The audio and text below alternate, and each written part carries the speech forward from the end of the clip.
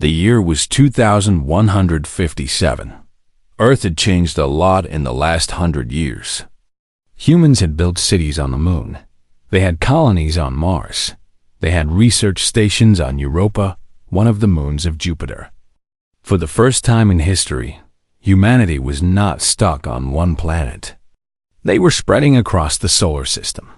Admiral Jack Morrison stood on the bridge of the Earth defense vessel Redemption. He was 52 years old, with gray hair and tired eyes. He had spent 30 years in the military.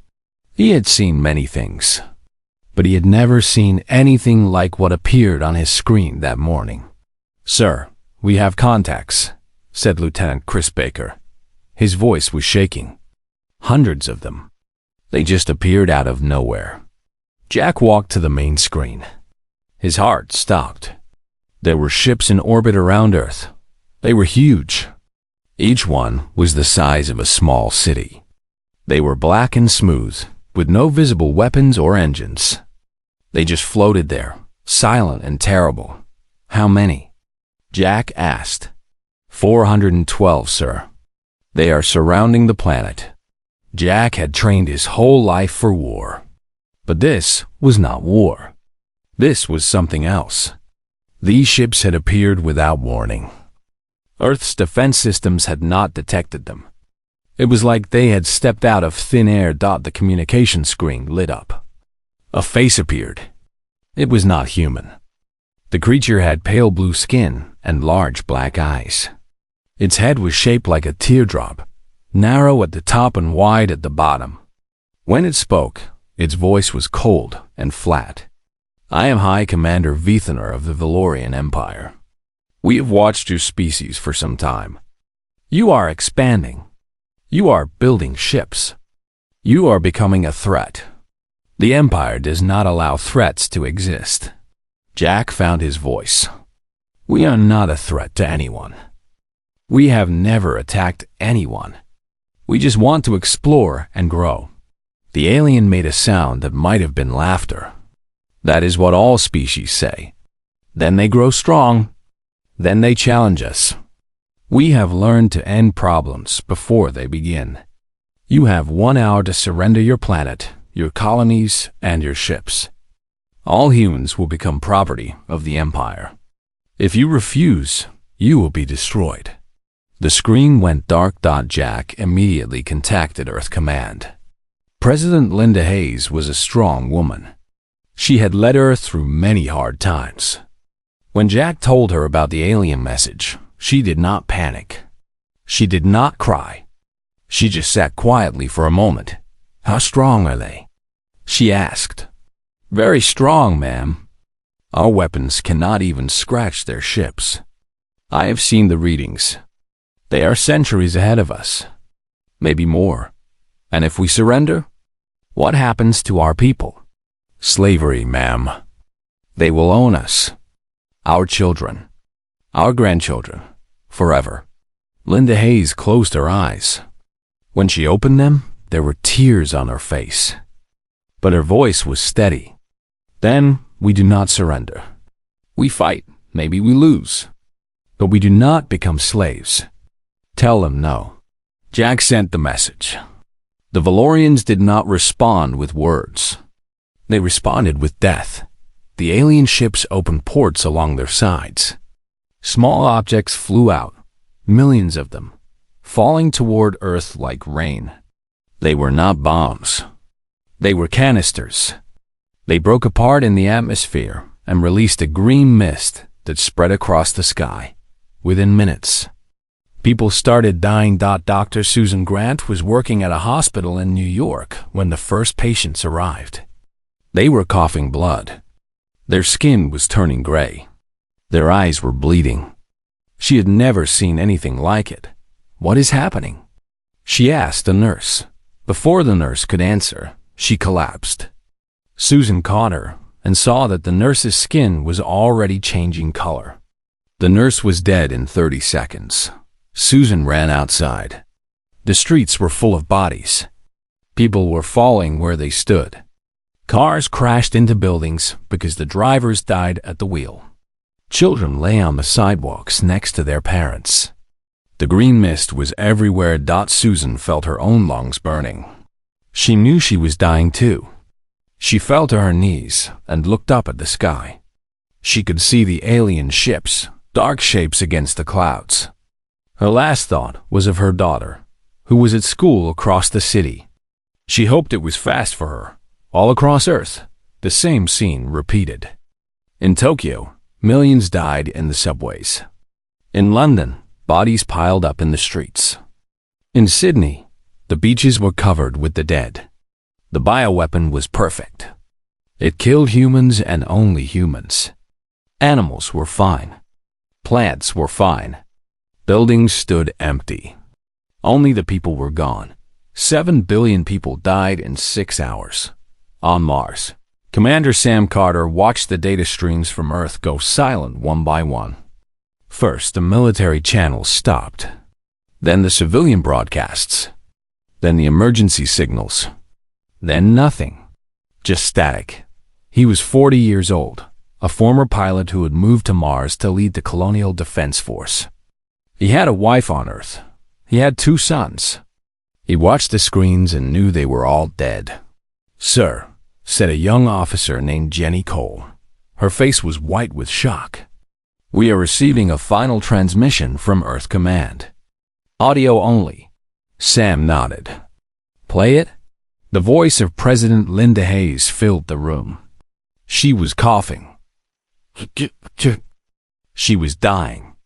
But she spoke clearly. "This message is for all surviving humans. Earth has fallen. The Valorian Empire has killed us. But some of you will survive. On Mars, on Europa, in the Belt.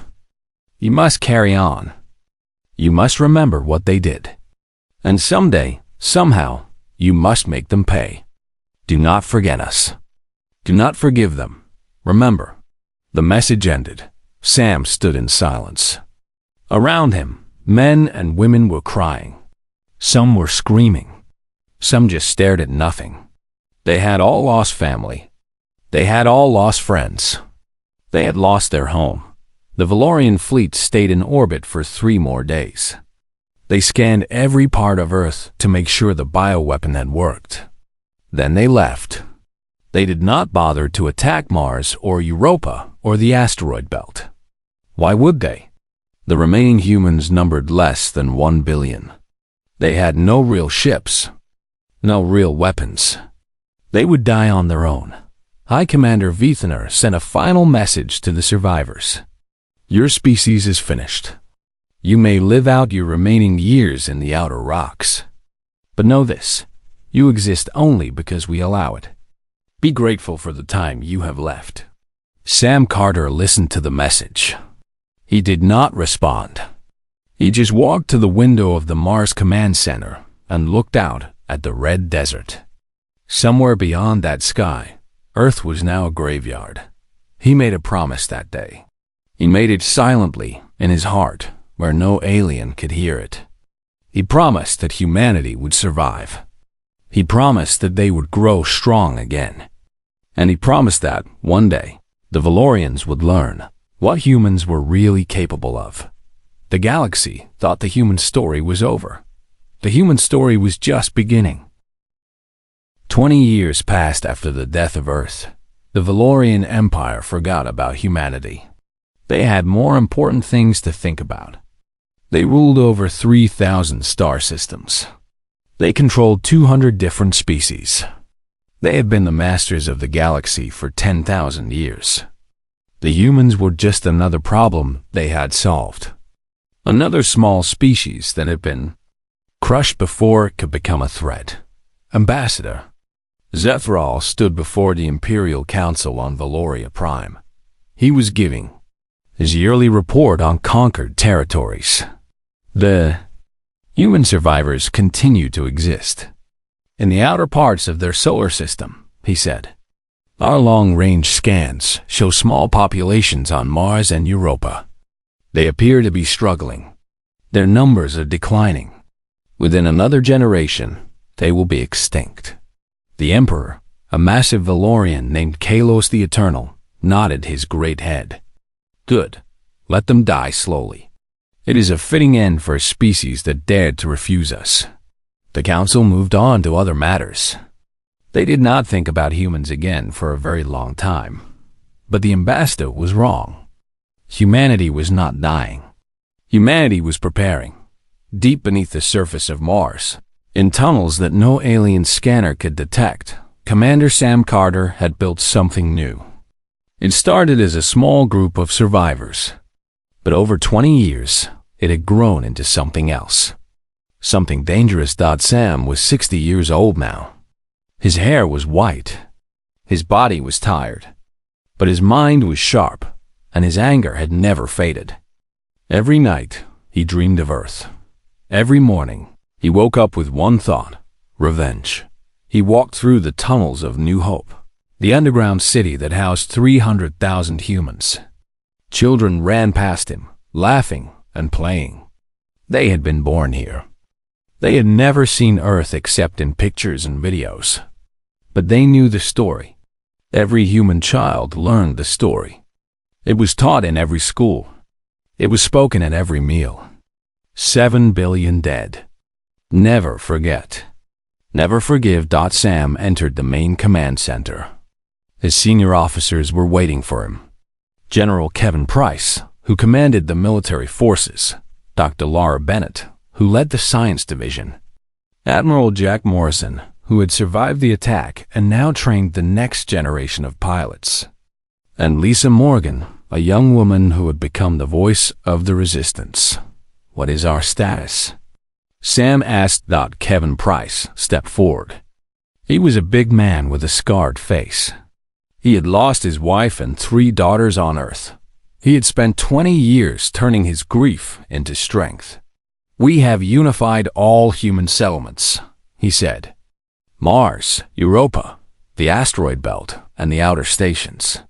Total population, 800 million. Military strength, 200,000 trained soldiers. 12,000 pilots. Sam nodded. Ships? Jack Morrison answered. He was 70 now, but he still moved like a young man. We have completed the first 100 Reckoning-class battleships. They are unlike anything the galaxy has seen. Faster, stronger, and equipped with weapons we developed from studying the Valorian bioweapon. Laura Bennett spoke next. She was a small woman with gray hair and kind eyes. But behind those eyes was a brilliant mind that had worked day and night for 20 years. We have cracked a bioweapon. We have full immunity now. Every human has been vaccinated. It cannot hurt us anymore. And more importantly, we have turned it around. Sam raised an eyebrow. Explain. Laura smiled. It was not a nice smile. I have created a version of the weapon that targets Valorian biology. If we release it on their worlds, it will kill only them. Other species will be safe. But every Valorian will die. The room was silent. Sam thought about it. He thought about the 7 billion. He thought about his wife and his sons. He thought about all the families that had been erased. Keep it ready, he said. But we will not use it unless we have no other choice. We are not like them. We will give them a chance to surrender. We will give them more than they gave us. Lisa Morgan stood up. She was 30 years old, tall and strong, with dark hair and fierce eyes. She had been only 10 when Earth died. She had watched her parents die on a video call. That moment had shaped her entire life. The people are ready, she said. I have been broadcasting to every human settlement for years. They know what we are building. They know what we are planning. And they are with us. Every single one of them. She pulled out a small device and played a recording. It was her voice, speaking words that every human knew by heart. We do not forget. We do not forgive. We will return. The Valorians think we are dying in the darkness. They are wrong. We are growing. We are learning. And when we come for them, they will know true fear. They killed 7 billion of us and expected us to disappear. They do not understand what they created. They do not understand what humanity becomes when you take everything from us. We become the reckoning.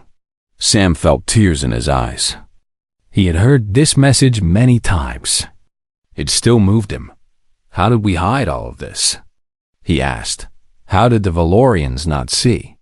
Jack Morrison answered. Their scanners are good, but they look for things they understand. They look for hyperspace signatures. They look for energy readings they recognize. But we have been building in places they never look. Inside asteroids, under the ice of Europa, deep in the crust of Mars, and our ships do not use hyperspace.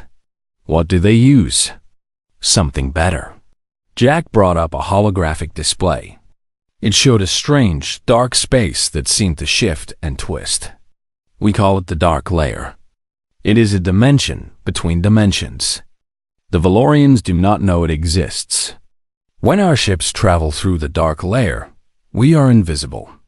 We can appear anywhere, without warning. They will never see us coming. Sam stared at the display. For the first time in 20 years, he felt hope. Real hope. When do we strike? He asked. Kevin Price answered. Soon. The fleet is almost ready. The soldiers are trained. The pilots are eager.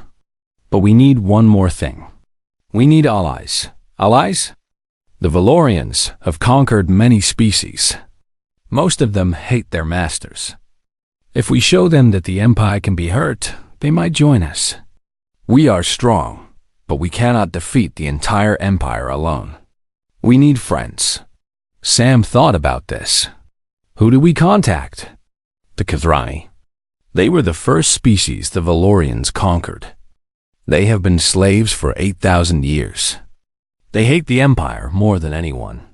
If we can reach them, if we can show them what we have built, they might stand with us. Sam nodded slowly. Do it, but be careful. If the Valorians learn what we are planning before we are ready, everything is lost. The meeting ended. The officers went to their duties. Sam stayed in the command center, alone with his thoughts. He walked to a small shrine in the corner of the room. It held pictures of Earth, pictures of cities that no longer existed, pictures of people who were now dust. He looked at the faces and made the same promise he had made every day for 20 years. We are coming, he whispered. Wait for us. We will make them pay for what they did. In the tunnels of Mars, in the ice caves of Europa, in the hidden shipyards of the asteroid belt, humanity worked in silence. They built their weapons. They trained their soldiers. They waited for the day when the silence would end. The Valorians thought humans were broken and dying. They were about to learn how wrong they were. The Valorian mining colony on Nexus 7 was one of the most protected places in the Empire.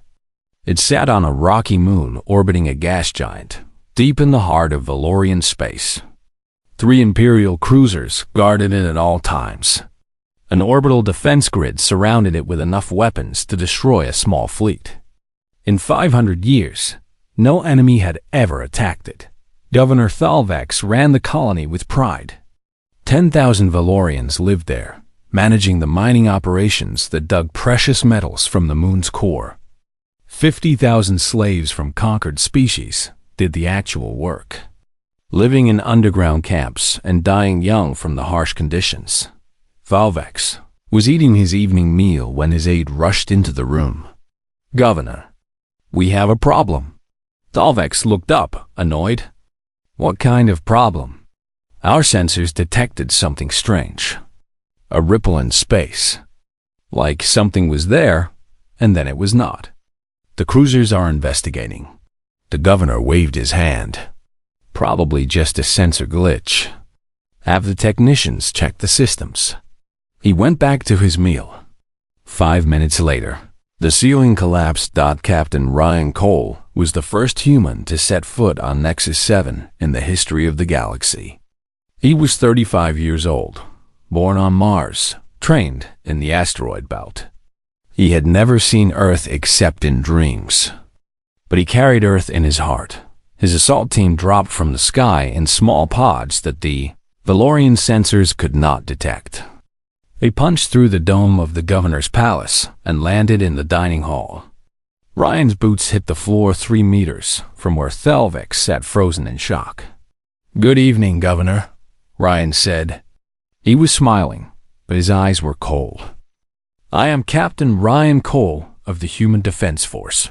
We are here to deliver a message."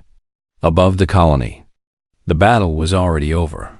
Admiral Jack Morrison had brought 50 Reckoning-class battleships through the dark layer. They appeared inside the defense grid, behind the cruisers, in positions that should have been impossible. The Valorian cruisers were powerful, but they were designed to fight enemies they could see coming. They never had a chance. The first cruiser died before it could raise shields. The second managed to fire a few shots before it was torn apart. The third tried to run, but human ships were faster. It exploded in a ball of blue fire. The defense grid was next.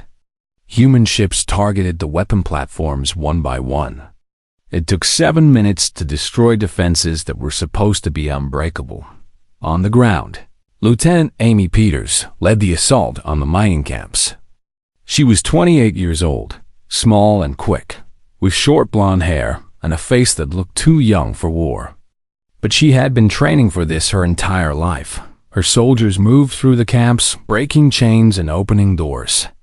The slaves inside were confused at first. They had never seen humans before. They did not understand what was happening.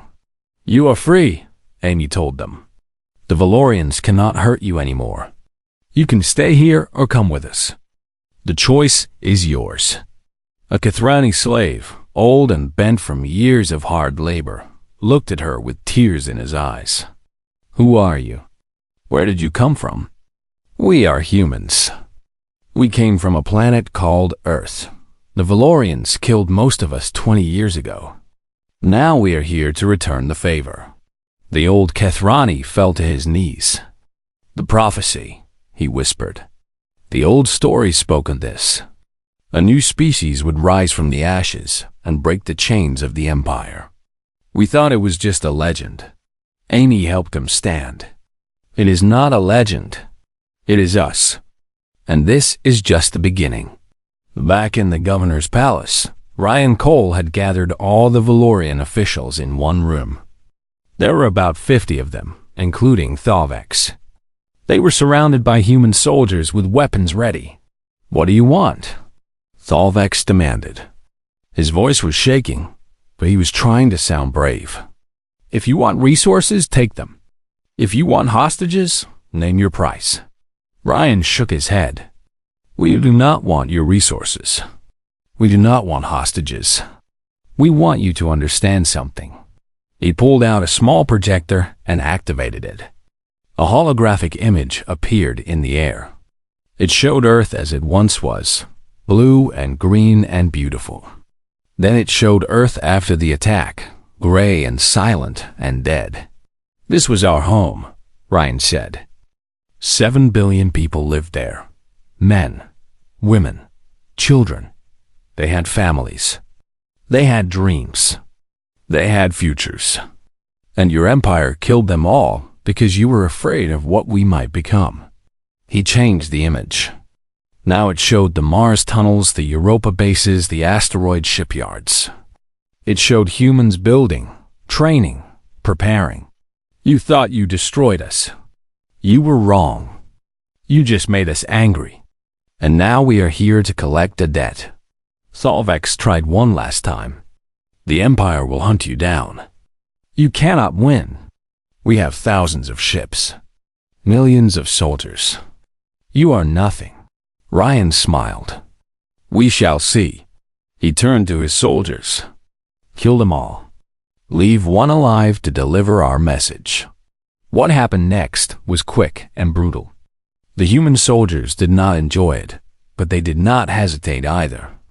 They thought of Earth. They thought of the 7 billion. They let their anger guide their hands.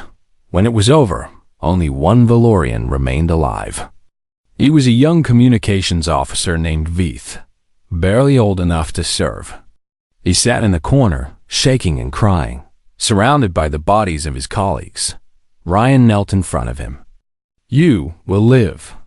You will go back to your empire. And you will deliver this message to your emperor." He handed the young Valorian a data chip. 7 billion. We remember every single one. We are coming for all of you. This is not a war. This is a reckoning. 2 hours later, the human fleet departed through the dark layer. They left behind a destroyed colony, 3 dead cruisers, and 1 terrified survivor.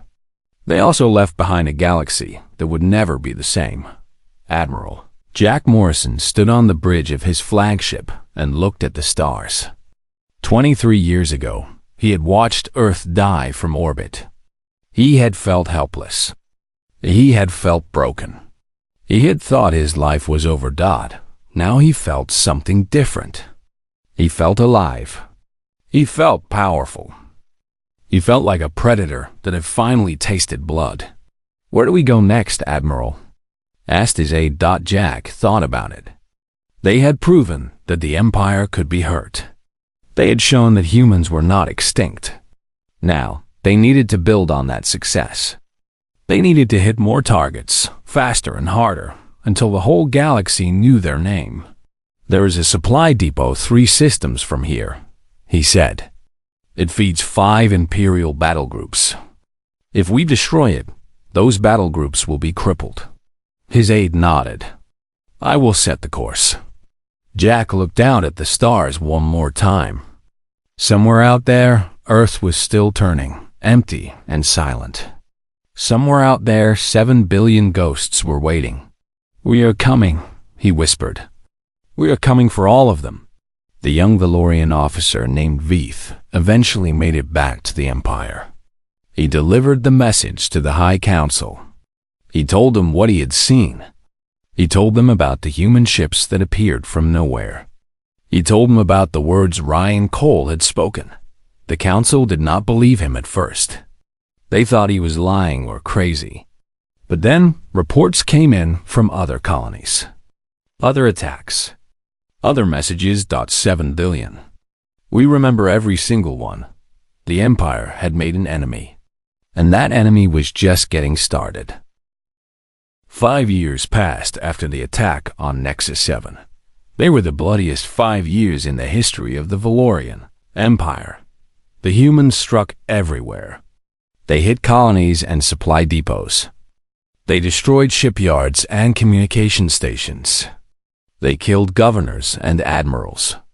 They appeared without warning, did their damage, and vanished before anyone could respond. The Empire tried to fight back. They sent fleets to hunt the human ships. But the humans were never where they expected. They moved through the dark layer, invisible and untouchable. By the time the Valorian fleets arrived, the humans were already gone. Director Kate Harrison ran the Human Intelligence Network. She was 50 years old, quiet and calm, with a mind that never stopped working. She had spent years placing agents throughout the Empire, buying information, and turning enemies into friends. Her office was deep in the Mars tunnels, filled with screens showing data from 1,000 sources. She knew more about the Empire than most Valorians did. She knew their supply routes, their fleet movements, their secret communications. And she used that knowledge to destroy them piece by piece. "We have a new target," she said to her team one morning. "Admiral Korath. He commands the 3rd Imperial Fleet. He was responsible for the attack on the Morvati homeworld 30 years ago. Killed 2 billion people. He is currently on the Valorian station Sentinel-9. Commander Danny Price looked at the data. He was 30 years old, the son of the late General Kevin Price, who had died 2 years ago from a heart attack. Danny had taken his father's place as the leader of the elite strike teams. He was quieter than his father, but just as deadly. "Security?" he asked. "Heavy. 5,000 guards. Automated defense systems. Multiple checkpoints. It will not be easy. Danny smiled. Nothing was easy. That was the point. When do we go? Tonight. The operation was perfect. Danny's team infiltrated the station through the waste systems, crawling through tunnels that the Valorians thought were too small for any threat. They moved in silence, killing guards before they could raise an alarm. They reached Admiral Korath's quarters at midnight. The Admiral was sleeping when Danny entered the room. He woke up to find a human standing over him with a knife. Admiral Korath, Danny said. I am Commander Danny, Price of the Human Defense Force. My father was Kevin, Price. My grandfather was killed on Earth. My grandmother was killed on Earth. My 2 uncles, 3 aunts, and 11 cousins were killed on Earth. Tonight, I add your name to the list of those who have paid for their crimes. Korath tried to reach for his weapon. He was too slow. Danny's knife found his throat. The strike team escaped the same way they came in. By morning, they were back on Mars. The Empire found the Admiral's body and his killer's message.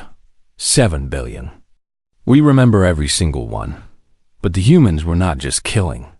They were building something bigger. Dr. Paul Bennett had taken over from his mother, Laura, as head of the science division. He was young, only 32, but he had inherited her brilliance and her determination. He spent his days developing new weapons and new technologies that pushed the limits of what was possible. His greatest creation was the hammer. It was a warship unlike anything else in the galaxy. 3 kilometers long, covered in weapons, powered by a reactor that generated more energy than a small star. It could take on an entire Valorian fleet and win. There was only one, because it had taken 10 years to build. But one was enough. The hammer is ready, Paul told the War Council.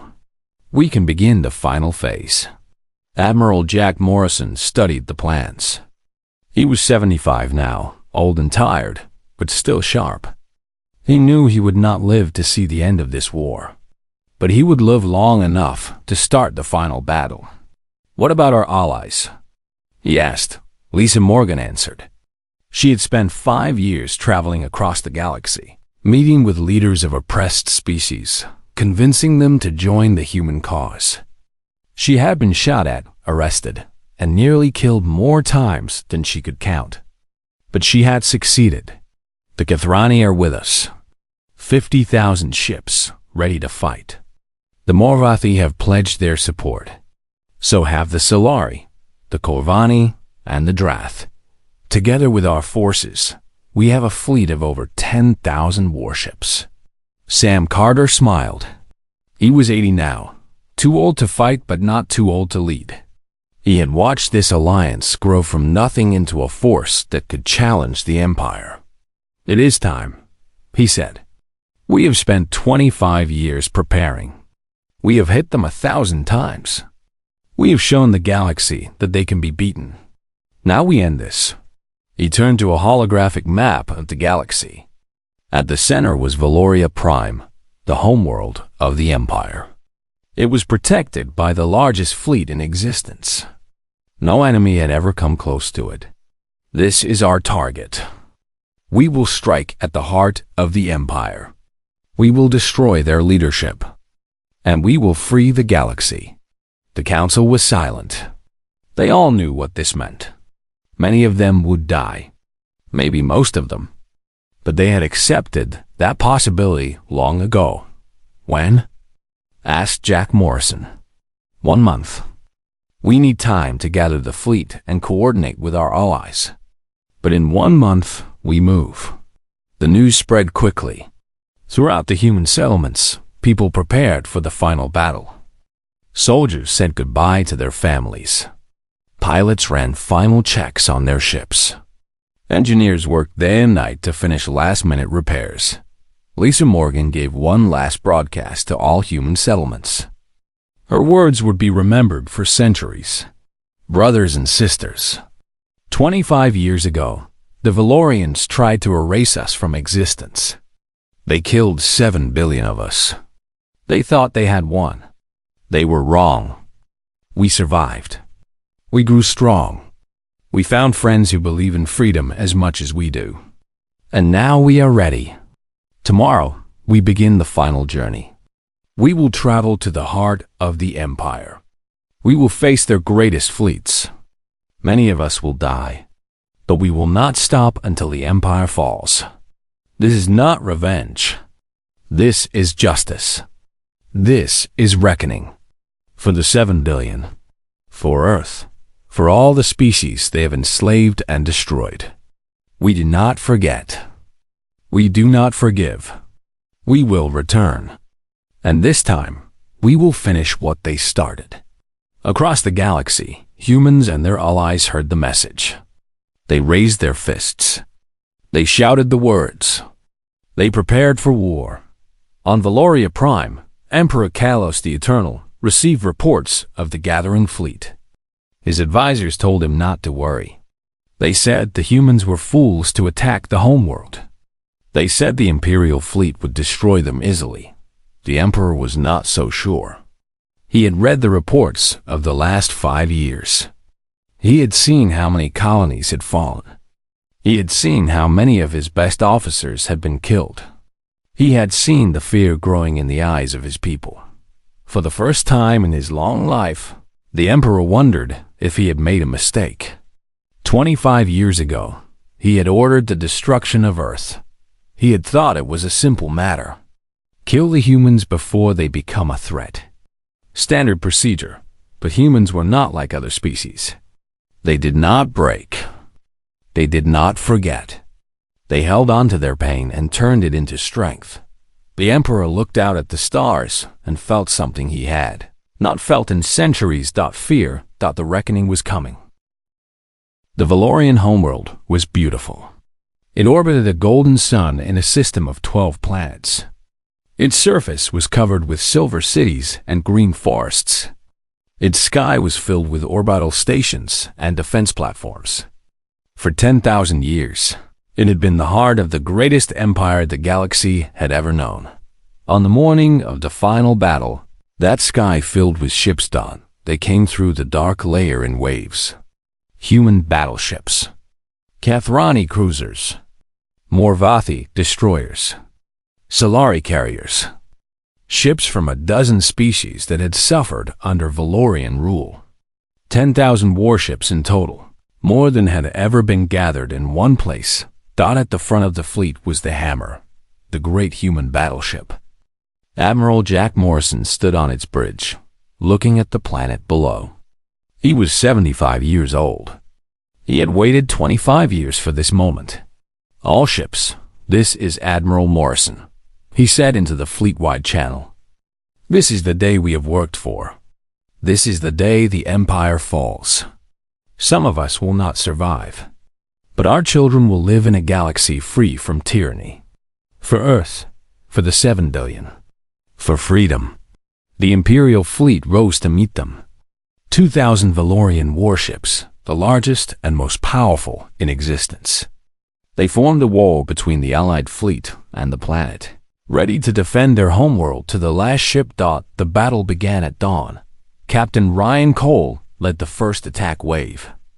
His squadron of fast fighters swept toward the Imperial line, drawing fire away from the larger ships. He had been fighting this war for 5 years. He had killed more Valorians than he could count. But today felt different. Today felt like the end. Stay tight, he told his pilots. Watch each other's backs. We go home together, or we do not go home at all. They hit the Imperial line at full speed. Valorian guns filled the space with fire. Ships exploded on both sides. Ryan saw 2 of his pilots die in the first 30 seconds. He pushed the anger down and kept flying. The Hammer moved forward, its massive weapons tearing holes in the Imperial formation. Valorian ships that had seemed invincible crumbled under its fire.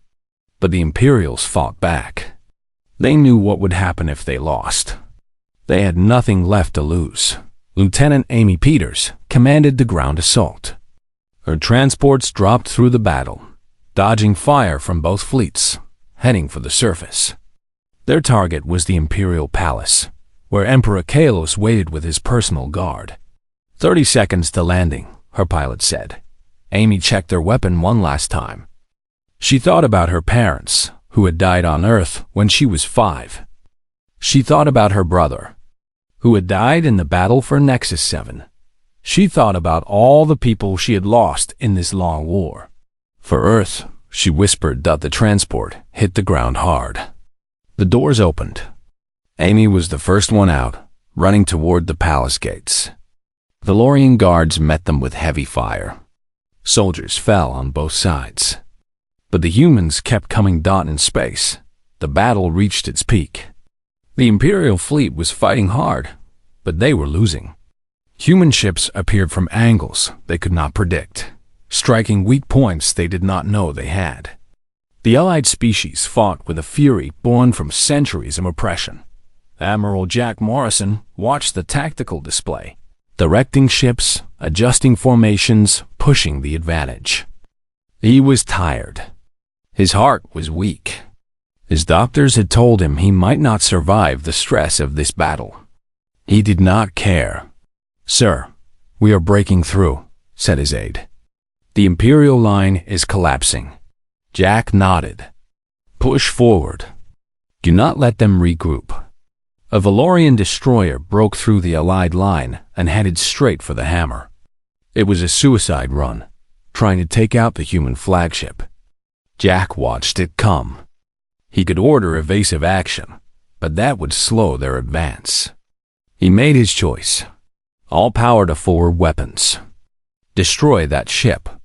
The hammer's guns fired. The destroyer exploded a kilometer from the hull. Debris bounced off the shields. Jack felt the ship shake. He smiled. On the ground, Amy Peters reached the throne room. The doors were massive, made of some alien metal that should have been impossible to break. But humans had learned a lot in 25 years. The breaching charges they used were designed specifically for Valorian materials. The doors fell. Inside, Emperor Kalos the Eternal sat on his throne. He was surrounded by his personal guard, 50 of the best warriors in the Empire. He looked old and tired, nothing like the powerful figure Amy had imagined. "You cannot win," the Emperor said. "Even if you kill me, another will take my place. The Empire is eternal." Amy raised her weapon. "The Empire died today. You just have not realized it yet." The battle was short and brutal. The personal guard fought well, but they were outnumbered and outmatched. Human soldiers poured into the room, overwhelming the defenders. Within 5 minutes, every Valorian guard was dead. Amy stood before the Emperor's throne. He had not moved. He just sat there, watching her with his large black eyes. "Kill me," he said. "Finish your revenge." Amy shook her head. "That is not my decision to make." She stepped aside. Behind her, a woman walked forward. She was tall and strong, with dark hair and fierce eyes. Lisa Morgan, the voice of the resistance. The woman who had kept hope alive for 25 years. Lisa looked at the Emperor for a long time. She had imagined this moment 1,000 times. She had dreamed of what she would say, what she would do. Now that she was here, she felt strangely calm. "You killed 7 billion of us," she said. "You expected us to disappear. You do not know us at all." She pulled out a small projector and showed him images of Earth, the cities, the oceans, the mountains, the people, all the things that were gone forever. These were real people. They had names. They had families. They had dreams. You erased them because you were afraid. You were afraid of what we might become. The Emperor said nothing.